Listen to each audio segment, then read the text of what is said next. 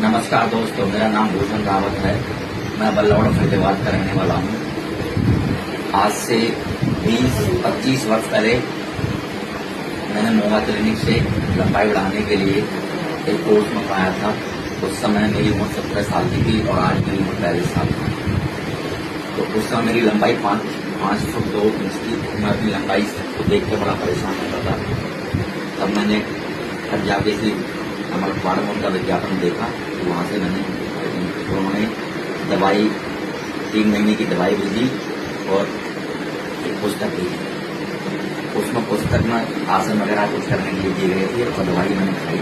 और आसन करने के बाद मेरा 4-5-6 महीने में ही करीबन मेरा 4-5 इंच मेरा हाइट बढ़ गई।